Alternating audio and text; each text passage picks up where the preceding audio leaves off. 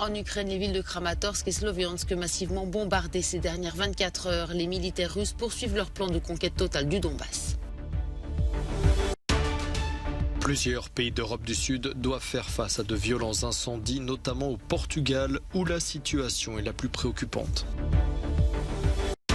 Rishi Sunak et Penny Mordaunt arrivent en tête du premier tour de vote des députés conservateurs britanniques dans la course à la succession de Boris Johnson.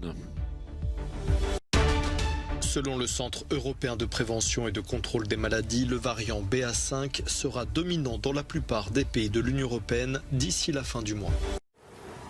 Elles étaient considérées comme les prochaines cibles des militaires russes dans leur plan de conquête totale du Donbass.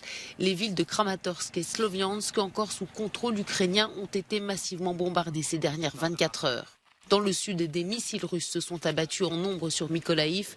Les autorités ukrainiennes rapportent au moins 5 personnes tuées.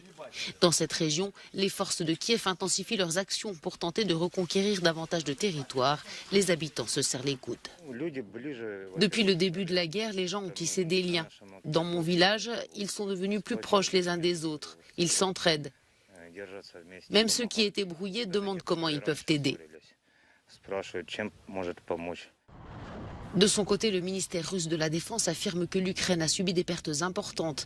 Il rapporte que des missiles aériens de haute précision auraient tué plus de 350 soldats ukrainiens. Les forces russes auraient également mis la main sur un gros stock d'équipements militaires des forces ukrainiennes. Des informations rejetées en bloc par Kiev qui dénoncent de la propagande. L'Ukraine est toujours et encore soutenue par les Occidentaux. Ce mercredi, dans une déclaration commune, une quarantaine de pays, dont les États-Unis, les membres de l'Union européenne, le Royaume-Uni et des États asiatiques, ont réclamé à la Russie d'arrêter immédiatement ses opérations militaires en Ukraine. Plusieurs pays d'Europe du Sud doivent faire face à de violents incendies, notamment au Portugal, où la situation est la plus préoccupante. Le pays enregistrait ce mercredi plus d'une vingtaine de feux actifs sur l'ensemble du territoire continental.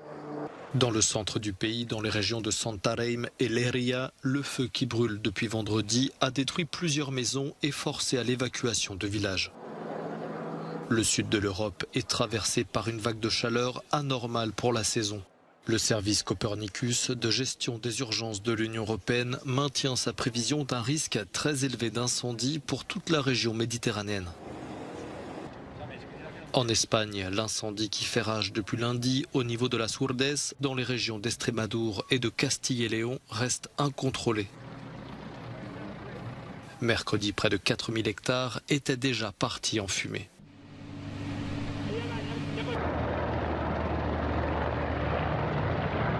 La France n'est pas épargnée, elle non plus. Dans le département de la Gironde, près de 3000 hectares de pins ont été ravagés par 2 incendies de forêt distincts dans les environs de Bordeaux.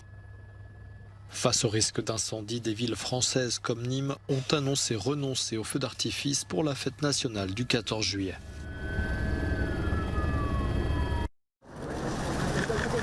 Rishi Sunak et Penny Mordaunt sont désormais en tête dans la course à la succession de Boris Johnson pour diriger les Tories et s'installer au 10 Downing Street.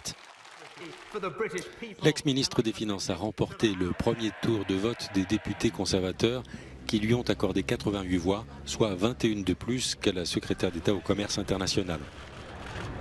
En tout, 6 prétendants au poste de Premier ministre restent en course, dont l'actuel ministre des Affaires étrangères Liz Truss, arrivée en 3e position de ce premier tour de scrutin. Un autre vote aura lieu ce jeudi et l'objectif est de désigner 2 finalistes avant la fin de la semaine prochaine. Le camp Johnson soutient Liz Truss et concentre ses critiques sur Rishi Sunak, accusé par certains d'être socialiste. Penny Mordaunt est néanmoins favorite des pronostics.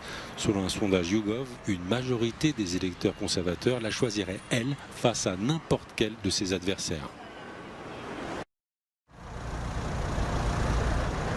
Les autorités sanitaires européennes restent préoccupées par la propagation rapide du sous-variant d'Omicron dénommé BA5. Dans des pays comme la Roumanie, le nombre de cas quotidiens a été multiplié par 24 au cours du dernier mois. Certains médecins semblent cependant confiants. Même si cette vague de Covid-19 comporte Omicron et ses sous-variants très contagieux, je pense qu'elle ne génère pas de cas graves. C'est pourquoi je ne m'attends pas à autant de cas nécessitant une hospitalisation et exerçant une pression sur les hôpitaux. Selon les autorités sanitaires européennes, les vaccins contre les autres variants n'empêchent pas la propagation des nouveaux, mais ces vaccins restent efficaces pour prévenir les formes graves de la maladie. By the end of this month, À la fin de ce mois, BA5 sera le variant dominant dans la plupart des pays de l'Union européenne. EU countries.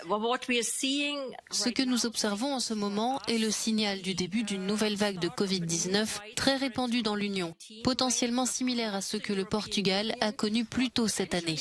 Similarly to what Portugal has seen earlier this year.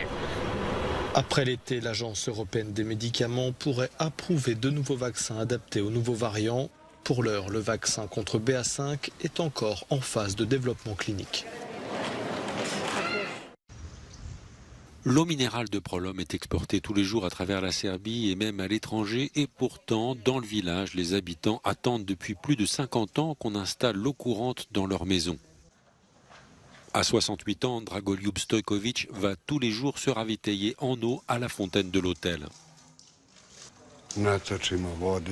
On récupère de l'eau potable pour la boire ou cuisiner et on a accès à de l'eau non potable sur la route. Comment faites-vous pour vous laver ?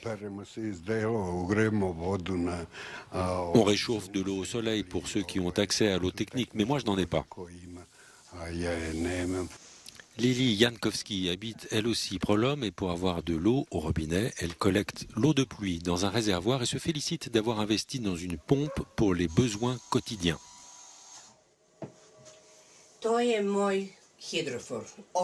Ce compresseur a sauvé ma vie. Il est bruyant, vous l'entendez, et l'hiver, je n'ai pas d'eau pendant des jours et des jours quand il gèle. Mais c'est le seul moyen d'avoir de l'eau à la maison. L'hôtel de Prolom a l'eau courante, les canalisations pour l'établissement ont été installées alors que les 200 maisons du village se vident peu à peu. Les allers-retours pour aller chercher de l'eau épuisent les plus âgés qui finissent par se résigner et quitter Prolom. Raymond Depardon, légende vivante de la photographie mondiale, membre éminent de l'agence de presse Magnum, a parcouru tous les continents, armé de son Leica. Il était à Lyon, invité par l'Institut Lumière pour 2 expositions qui lui sont consacrées cet été à Lyon. L'une sur la ville de Glasgow et l'autre sur les paysages désertiques qui l'ont depuis longtemps fasciné.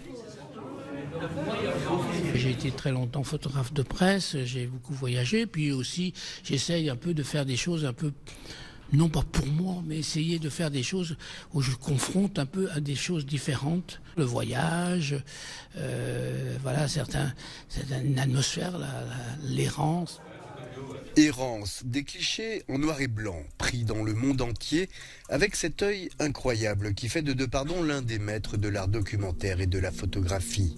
Un sens inné de la perspective, servi par des tirages particulièrement travaillés pour fixer le maximum de lumière.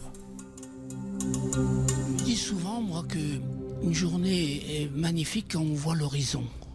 Donc voilà, on a besoin de voir l'horizon. Donc j'avais besoin d'aller me confronter à l'horizon, de voir qu'est-ce que j'allais rapporter. Pas forcément de raconter une histoire, mais seulement de voir la lumière. Le public était venu nombreux pour faire signer livres et affiches. Son exposition Glasgow est issue d'un reportage commandé par le Sunday Times au début des années 80, mais qui n'avait jamais été publié. On me demande voilà, de faire un reportage sur Glasgow, une ville industrielle comme ça du nord de l'Écosse. Et puis je marche, je rentre d'Afrique. C'est quelque chose qui est complètement à l'opposé de mon monde. Et moi, je suis fasciné par ces gens, bien sûr. Et comme ça, la lumière, les couleurs, cette ville industrielle, comme ça. C'était l'époque Thatcher. Ces photos sont un témoignage saisissant sur un pays touché de plein fouet par la crise et qui continue à vivre malgré tout. Raymond Depardon est l'auteur d'une centaine d'ouvrages et de films qui sont autant de témoignages de notre époque à voir à Lyon jusqu'au 28 août.